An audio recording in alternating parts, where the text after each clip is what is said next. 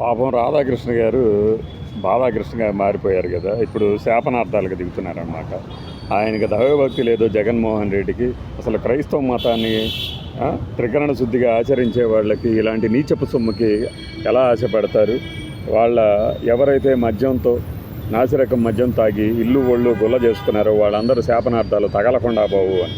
వాళ్ళ శాపనార్థాలు ఏవో కానీ ఈయన ఎందుకో పాపం అన్యాపదేశంగా రాసినట్టుంది 6.5 ఠావుల వ్యాసాన్ని సార్. ఎందుకంటే ఏదో మసాలా లేదు, ఏదో న్యాయ వ్యవస్థ అంటారు, న్యాయ వ్యవస్థలోనే ఇంకోటి ఏదో జొప్పించబోయాడు. ఇది బెయిల్ ఇస్తున్న వాటి మీద సుప్రీంకోర్టు ఆగ్రహం వ్యక్తం చేసిందట. మరి న్యాయస్థానాలు బాగానే ఉన్నాయి కానీ ఆ తీర్పులు ఇచ్చిన న్యాయమూర్తులను ఏమీ చేయకూడదా అని.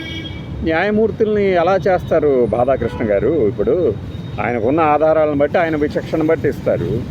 దానికే పోయి నువ్వు అలాంటి తీర్పు ఎలా ఎందుకు ఇచ్చావు, తీర్పును అభిశంసించావు కదా ఇలా పర్వర్టెడ్ తీర్పు అని దర్శన్ కేసులో, మరి ఆ తీర్పు ఇచ్చిన ఆయన ఏమీ చేయకూడదా అంటే, పోలీస్ స్టేషన్లో కేసులు ఏమున్నాయి, రిమాండ్కి పంపించారు, అరెస్ట్ చేసిన తర్వాత అరెస్ట్ చేసిన పోలీసులను ఏమీ చేయకూడదా అంటే ఎలా కుదురుతుంది?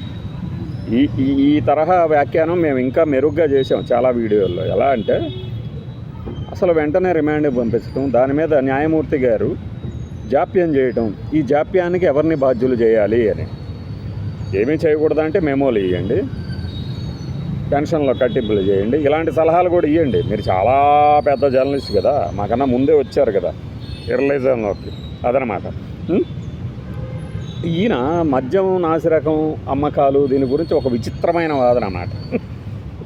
ఈ విచిత్రమైన పదం మీరు ఇంకొకళ్ళ దగ్గర ఉంటారు కానీ ఆయన ఏమంటాడంటే, వాస్తవానికి ఎన్డీఏ హయాంలో మద్యం అమ్మకాలు పెరిగాయి, కానీ దీనికి కారణం ప్రజలు విపరీతంగా తాగేయడమో మరొకటో కాదు. ఎందుకంటే నాణ్యమైన మద్యం సరఫరా జరుగుతుంది. నాణ్యమైన మద్యం సరఫరా జరిగితే సహజంగానే అమ్మకాలు పెరుగుతాయి. ఏంటి అసలు ఏమన్నా అర్థం ఉందా లైన్కి? సహజంగానే పెరుగుతాయంట. ఎందుకు అంటే నాణ్యమైన మద్యం ధర ఎక్కువగా ఉంటాయి అట. సో ఇప్పుడు ఈయన ఒప్పుకున్నాడు ఎక్కువ రేటుకి అమ్ముతున్నారు అని. నాణ్యమైన మద్యం ఎక్కువగా ఉన్నా సరే తాగుతారట. ఇది ఆయన చెప్పింది. కానీ మళ్ళీ అమ్మకాలు పెరిగాయి, రేటు పెరిగింది, అమ్మకాలు పెరిగాయి, కానీ ఆదాయం మాత్రం తగ్గింది కదా అంటే మాత్రం చెప్పడు. ఇప్పుడు మీరు అమ్ముతున్న బాటిల్, వాటర్ బాటిల్ 200 అయింది, ఇంతకుముందు బాటిల్ 100. అవి ఏమైనా కానివ్వండి, ఎంత చీప్దైనా కానివ్వండి 100. ఇక్కడ 200 అయింది, రేటు పెరిగింది అంటే సేల్స్ కూడా పెరిగినాయి అన్నాడు. మళ్ళీ అమ్మకాలు పెరిగాయి, నాణ్యమైనది పెరిగింది, అందుకని ఆదాయం కూడా పెరిగిందంటాడు. కానీ మళ్ళీ ఆదాయం తగ్గింది కదా ఎక్సైజ్ శాఖది అంటే దానికి జవాబు చెప్పడు. ఇది రెండో పార్ట్. మొదటి పార్ట్ అంతా మీద పడి ఆడబోతుంది. ఏది అసలు జగన్మోహన్ రెడ్డి గారి హయాంలో అలా జరిగింది ఇలా జరిగింది ఈ మద్యం కుంభకోణం, ఆయన కాదని చెప్పగలరా? అదే న్యాయమూర్తులే తేల్చాలండి. చూసారా, చివరికి వచ్చేసింది ఇక న్యాయమూర్తులే తెలుస్తారు. న్యాయమూర్తుల కోర్టులోకి ఎందుకు నెట్టారు? ఇప్పుడు కీలకమైన దశకు చేరిందని ఆయన అనుకుంటున్నారు. లేదు, అరే మనం పదే రాసినా కూడా ఏం అవ్వట్లేదు, ఇక్కడ అరెస్ట్ దాకా వెళ్ళేటట్లేదు వ్యవహారం, వెళ్ళినప్పుడు మళ్ళీ తీద్దాం మన సోలాలని అస్త్రాలని అనుకున్నట్టు. లేకపోతే మళ్ళీ పద్మావతిని తెర మీదకి తీసుకొచ్చాడు. తిలక్ నగర్ ఇండస్ట్రీస్ అనేది ఏం లేదు, వీళ్ళకి ఉప్పందిస్తూ ఉంటారు, ఉప్పందించినప్పుడు తీసుకొచ్చి మళ్ళీ కొడతాం. తిలక్ నగర్ ఇండస్ట్రీస్ అనేది ఎప్పటి నుంచో ఉంది, 3 తరాలుగా మద్యం వ్యాపారంలో. వాళ్ళ మీద కూడా ఈ జగన్ అండ్కో బెదిరింపులకు దిగారు. ఇంత ఇవ్వబోతే మేము మీవి అమ్మకాలకి పెట్టము, మీరు మాకు ఇంత ఇవ్వాల్సిందే అనేసి వాళ్ళ దగ్గర నుంచి డబ్బులట 10 గ్రాముల బంగారు నాణ్యాలు ఇవ్వండి మాకు అంటూ 200 కోట్ల రూపాయలకి సరిపడా మొత్తంలో అలా చేపించారంట. అది అక్కడ పద్మావతి జ్యువెలరీస్ దగ్గర కొన్నారట. అసలు ఒక మద్యం కంపెనీ ఇంత రేంజ్లో బంగారం కొన్న దాఖలాలే లేవండి. ఇప్పుడు కూడా ఉన్నాయా? దాఖలాలే లేవంటారు. ఇప్పుడు ఈ తిలక్ నగర్ ఇండస్ట్రీస్ ఇది మేము కొన్నాము అని చెప్పాలి.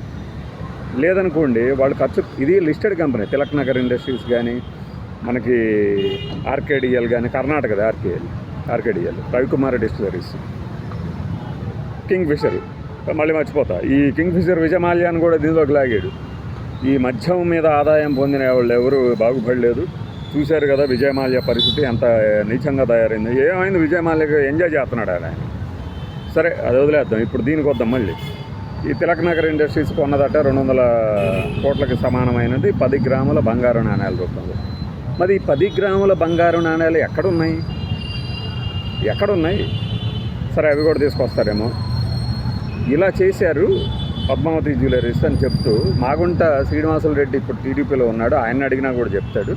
ఆయన సరఫరా చేసే మెక్డొనాల్డ్స్ అంటే మీరు కూడా ముడుపులు ఇవ్వాల్సిందే అంటే నేను ఇవ్వలేను అంటే అది ఆపేశారు. వాస్తవానికి పెద్ద బ్రాండ్ల వాళ్ళు ఎవరికి ఇష్టం లేదు ఇలా, అందుకనే నాసిరకం అమ్మేశారు. నాసిరకం అమ్మకం ద్వారా ఇందాక నేను చెప్పానే 100 రూపాయల బాటిల్ తాలూకు ఒక ఎగ్జాంపుల్ వాటర్ బాటిల్ చెప్పింది నేను. ఈ నాసిరకం అమ్మటం ద్వారా ఎక్కువ మార్జిన్ వచ్చింది, ఆ వచ్చిన మార్జిన్ వీళ్ళకి పంపించారు అంటాడు. ఓకే, డన్, ఇవన్నీ ఓకే. మేమేమి జగన్మోహన్ రెడ్డి వెన్నపూస స్వచ్ఛమైంది కరకబెడితే సువాసన వస్తుంది అని చెప్పట్లా. ఇది మద్యాన్ని ఇసుకని ఆదాయంగా చూడలేదు గత ప్రభుత్వం అని చెప్పి ఏం లేదు. ఈ 6.5 టావుల వ్యాసం ఇదివరకు కూడా రాశాడు ఒక 4 నెలల క్రితం. అదే తీసి కాపీ చేసి పేస్ట్ చేసాడు. చివరి 2 పేజీల్లోనేమో ఇవి హీరో దర్శన్ తాలూకు బెయిల్ మీద, దాన్ని తెలివిగా సంజయ్కి బెయిల్ ఇచ్చింది దాని మీద, సిఐడి చీఫ్కి. అసలు ఎలా ఇస్తారు? ఎలా ఇస్తారు? మామూలుగా ఆర్డర్ ఇస్తారు, నోట్తో ప్రొనౌన్స్ చేస్తారు, బెయిల్ పేపర్లు వీళ్ళు పంపిస్తారు, దాన్ని తీసుకొని జైల్లో ఇస్తారు, వాళ్ళు బయటకు వదులుతారు. ఇది బెయిల్ ఇచ్చేది.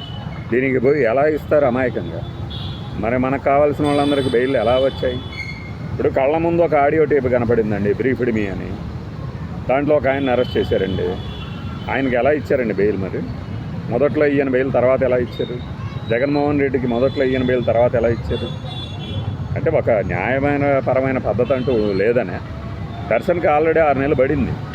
6 నెలలు పడిన తర్వాతే వచ్చింది బెయిల్, అంత తేలిగ్గా రాలే. అంటే బెయిల్ వచ్చిన ఈ రాతల ద్వారా ఏం చెప్పాలనుకుంటారంటే బెయిల్ వచ్చిన ప్రతి వాళ్ళ వెనక ఏదో జరిగిపోయింది, లేకపోతే బెయిల్ వచ్చేది కాదు అన్నట్టు. అదే వచ్చింది అనుకోండి బెయిల్, అదేదో పెద్ద భూమి బద్దలైనట్టు బెయిల్ వస్తుంది, నిందితులందరికీ వస్తుంది బెయిల్ అని మన డిబేట్లో మాట్లాడుతూ ఉంటాం. ఈ బుషి అని ఈ మధ్య కొత్తగా అందులో జాయిన్ అయ్యాడు కదా, వాడే జగన్ విధ్వంసకారి ఏదో పెద్ద పదాలు పెట్టేస్తారు. లేచిన దగ్గర నుంచి వాళ్ళకి భుక్తి అదే అనమాట. మళ్ళీ చెప్తున్నాం కదా, ఇప్పుడు ఫలానా వాళ్ళని మీరు విమర్శించండి, పద్ధతి ఉండాలి కదా అందులో. నా వృత్తి ఇదిలాగా చేసేయాలా? మన వృత్తి అదే ఏమో, అదే అయి ఉండొచ్చేమో, కానీ అది చెప్పం కదా. మన పరమార్థము ప్రజోపయోజనము లేకపోతే పాలసీ మేనేజ్మెంట్తో రెండే ఉంటాయి వార్తల్లో. మీ కళ్ళ ముందు కనబడే వార్తల్లో రెండే ఉంటాయి. ఒకటి మేనేజ్మెంట్కి అనుకూలంగా ఉండేవి, 2 ప్రజలకు అనుకూలంగా ఉండేవి. లేదు ఇది వార్త అనేది. ఈ 2 కాకుండా ఇంకే వార్త కనపడదు. ఒకటి మేనేజ్మెంట్కి లాభం తెచ్చి ఉండాలి, 2వది అవతల ఏదైనా బురద తల్లేటట్టు ఉండాలి. అంతకుమించి నిజంగా ఇప్పుడు యాక్సిడెంట్ జరిగింది వార్త చూపించి, యాక్సిడెంట్ జరిగింది అని చెప్పి బెదిరించే వార్తలు వేయొద్దు. వాళ్ళు బ్లాక్మెయిల్ చేస్తారు కదా, ఇదిగో నేను వార్త వేసాను, బ్లాక్మెయిల్ చేస్తాను, మళ్ళీ రాస్తాను అన్నట్టు. అవే జరుగుతూ ఉంటాయి చాలా చోట్ల. ఇది తెలియని అమాయకులు ఈ వార్త ఇందులో ఎందుకు వచ్చింది, ఆ వార్త ఇందులో ఎందుకు వచ్చింది, అలా చెప్పుకుంటూ పోతే చాలా ఉంటుంది. ఏం పాపం అదే కదా చెప్తుంది, పాతదాన్ని ఉదాహరణ తీసి మొహాన్ని కొట్టాడు, ఈసారి ఒక్క పలుకు